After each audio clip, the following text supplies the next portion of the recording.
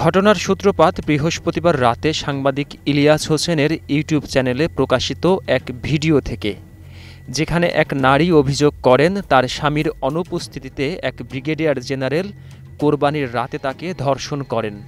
পরে তিনি বাধ্য হয়ে ওই কর্মকর্তাকে বিয়ে করেন। অভিযোগ অনুযায়ী গর্ভধারণের পর নির্যাতনের কারণে তার সন্তান নষ্ট হয়ে যায় এবং পরবর্তীতে তালাক দেন ওই ব্রিগেডিয়ার।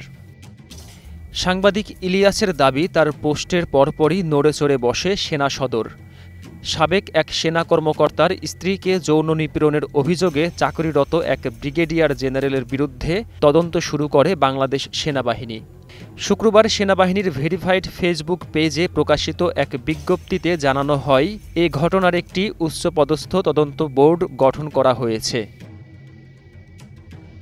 বিজ্ঞপ্তিতে আইএসপিআর জানায়, অভিযোগ সামাজিক যোগাযোগ মাধ্যমে প্রচারিত হওয়ায় আগেই তারা বিষয়টি সম্পর্কে অবগত হয় এবং সেনা আইন অনুযায়ী যথাযথ গুরুত্বের সঙ্গে তদন্ত কার্যক্রম শুরু করা হয়। অভিযুক্ত কর্মকর্তাকে ইতিমধ্যেই দায়িত্ব থেকে অব্যাহতি দেওয়া হয়েছে এবং শাস্তিমূলক ব্যবস্থা প্রক্রিয়াধীন রয়েছে।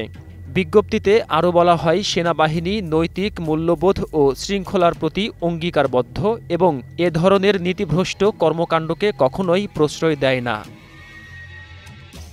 এ ঘটনায় আবারও সাংবাদিক ইলিয়াস হোসেন তীব্র প্রতিক্রিয়া জানিয়ে ফেসবুকে পোস্ট দেন।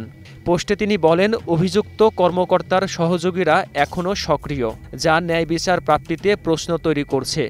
তিনি ব্রিগেডিয়ার জেনারেল আশরাফুজ্জামান আশাকে দ্রুত বহিষ্কার করে আইনের হাতে সোপর্দ করার দাবি জানান। সেনাবাহিনী জানিয়েছে, অভিযোগের যথাযথ তদন্ত শেষে অপরাধ প্রমাণিত হলে কঠোর আইনানুগ ব্যবস্থা নেওয়া হবে। তবে ঘটনার সংবেদনশীলতা ও অভিযোগকারীর সামাজিক মর্যাদা বিবেচনায় তদন্ত প্রক্রিয়া সতর্কতার সঙ্গে সম্পন্ন করা হচ্ছে।